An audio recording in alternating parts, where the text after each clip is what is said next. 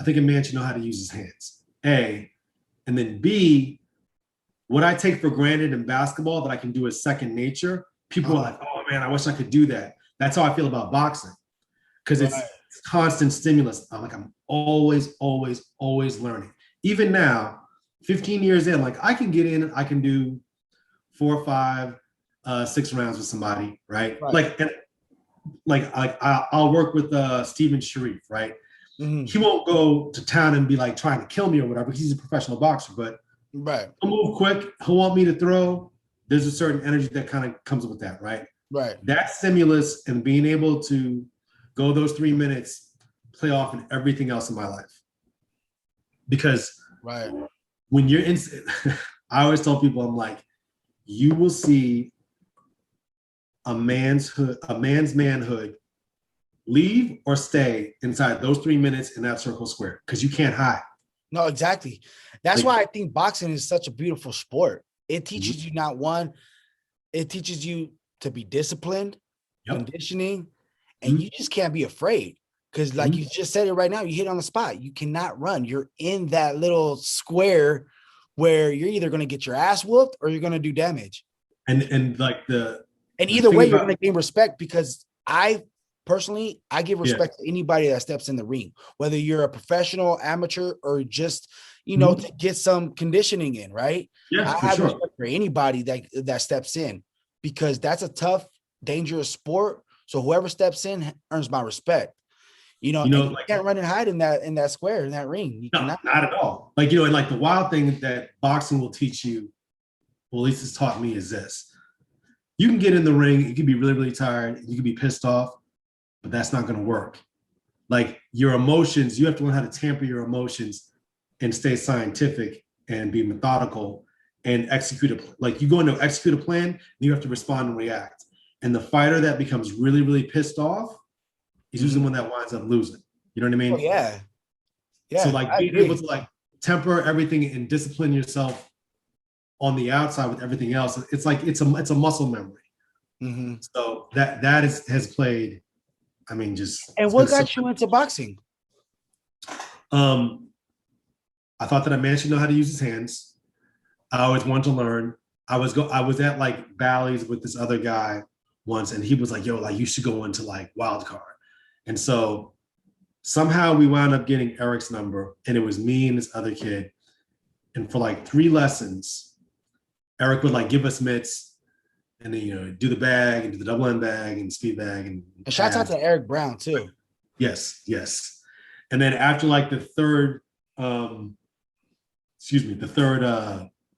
session, the other kid stopped coming. And I was already addicted. And then I just kept going. I was like, oh, let me try sparring.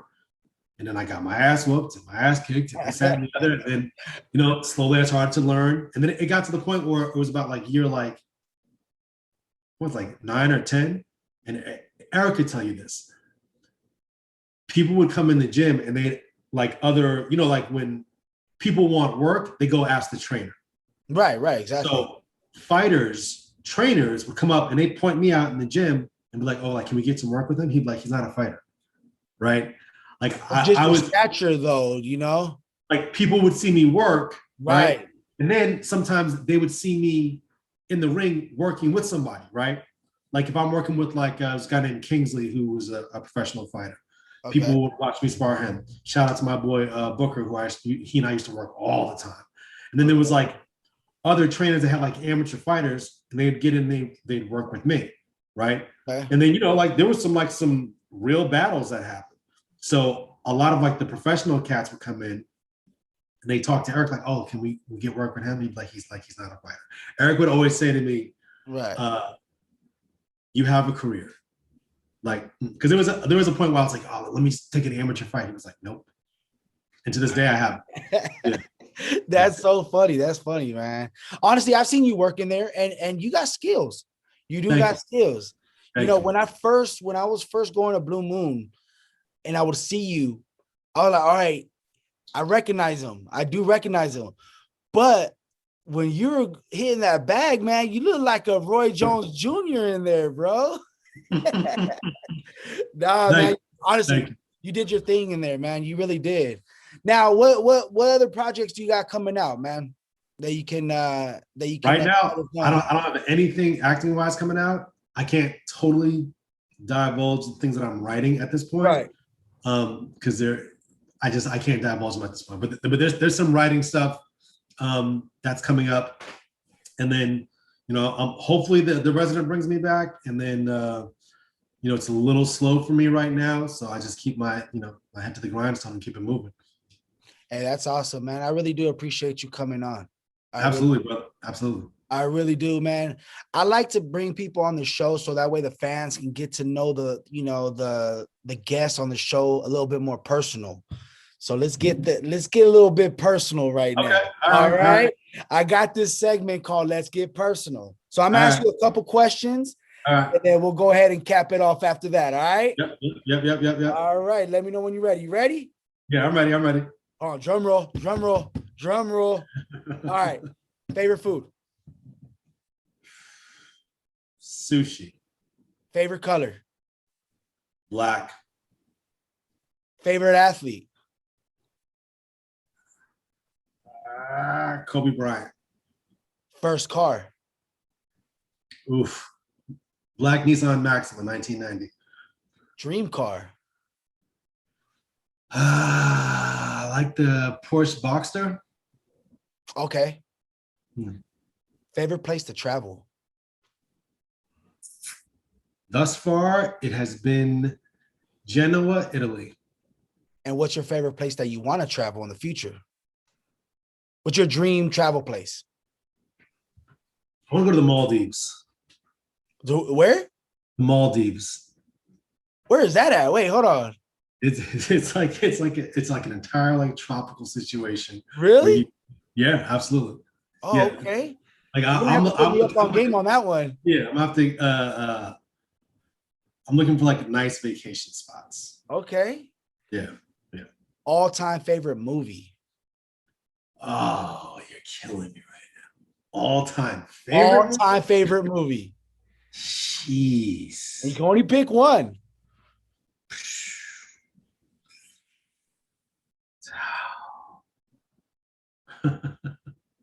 This ain't fair, man. This ain't fair.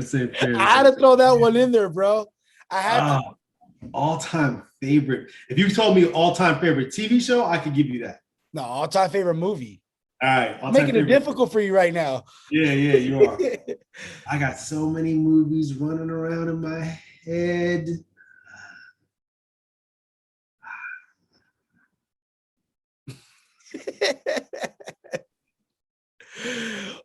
We stumbled, Mr. Nelson here. We stumbled. There's so many. Listen, I could say like Tootsie. I could say American Dream. I could say American Beauty. I could say Color Purple. I know that one, honestly, to me as well, is a tough one. That's why it is a tough one. I've asked my previous guests on that too, and it is a tough one because there's so many movies out there. Different type of movies, horror movies, sci-fi movies, comedies. Like it's a tough one. It's a tough one.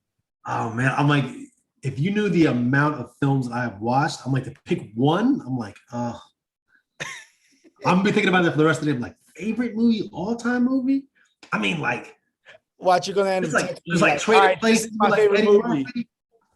Man, yeah, you might get a text like, yo, if you ask me like my top 10, I'd be stumbling. But my all-time favorite joint? All-time favorite. No, I'll tell you my all-time favorite. Ace Ventura, Pet Detective. I don't know why, but that one to me it just stands out. It just stands out to me. Or actually, I take that back.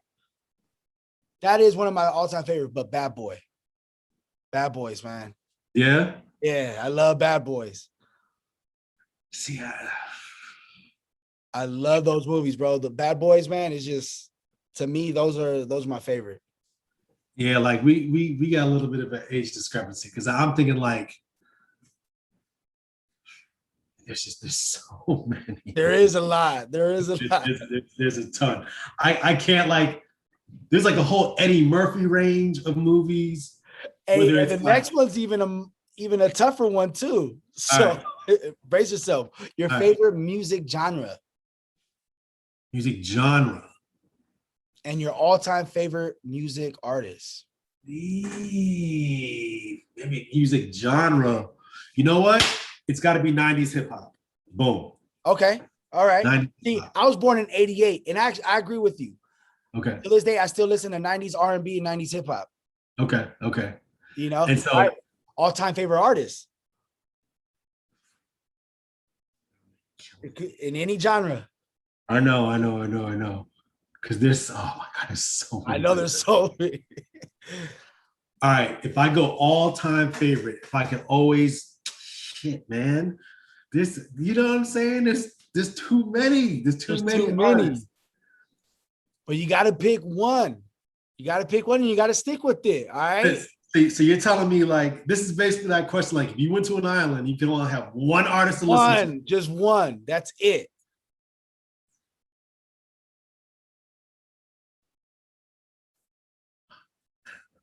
It's tough, huh? One artist. Hey, and they sound like simple questions, right? They're like simple, like, wait, all right, yeah. But no, once you get asked these questions, you're kind of like, wait, hold on. It gets you to think. All right. So because he's got collabs and stuff. Mm-hmm. Oh, fuck. Let's go. Let's go. I'm gonna, it's fuck. I'm gonna say double to Elimu Nelson right now. Oh my goodness. Because there's so many collabos. Okay. I'm gonna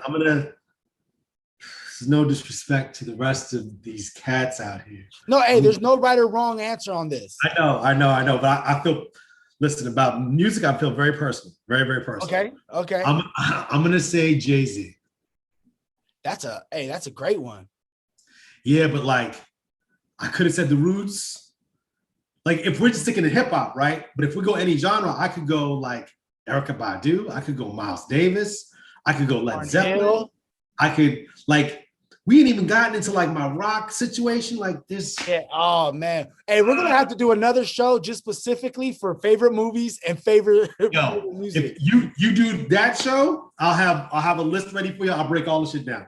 I promise. We'll do that. We'll do that for sure then. I promise. Absolutely. You guys heard it here first. We'll do that for sure. Absolutely. All right, man. Last one right here. What's your favorite work? Any work that you've done? What's your favorite project? My favorite project? Yeah, your favorite project. Probably Things Never Said. And Things Never Said is right here on my. Oh, that's the wrong arm. My son's on my arm right there. Okay. Shouts out to your son. Right, and that if you see that. Okay, I can see it. Yeah. Yeah. And why is that? Why is that your favorite project? All right, so Things Never Said is this movie that was written and directed by Charles Murray, who's one of my closest and dearest friends. Right. Okay. He's also who was one of the showrunners on True Story on Kevin Hart's show. He had this script, and he's trying to get off the ground for like 9-10 years. And as it was evolving, like we did like a table read like years and years ago with like a whole different cast. He gave it away, got it back, tried to get it done 1,000 different ways. And then finally he was like, you know what, we're just gonna do this thing ourselves. Shot it for basically no money at all. It was at that point in my career, I had done other films. I had been done Love Don't Cost a Thing. I've been like supporting leads in other films and stuff like that. This film was where I learned how to be a lead. And I was opposite Shanola Hampton from Shameless and Omari Hardwick, who was obviously on Power, right? And you also have Tamala Jones and Dorian Missick and like Michael Beach. Like there's a ton of people in this film. Oh, that's a great cast right there. Like we won every sort of indie award that you could think of. It plays like on HBO, all types of HBO channels right now. It's on like Stars. If I'm mistaken, I was just gonna say that right now. I think I saw that on Stars. Yeah, like there's like a ton of stuff that I'm they'll randomly like play it. Yeah, like it plays like a bunch. And that film for me, I I learned how to be a lead. There was just so much that I learned. There's so much preparation that I did for it. And even though I did a ton of preparation, how I wound up executing it was a different way because of the genius of Charles. So like actors want to do things. They want to do certain things. I wanted to lead movies and do all the rest of this stuff, but I really didn't fucking know how. Once I got on that set and underneath Charles, and I understood my instrument more and how to execute and really lean into being a leading man. Yeah.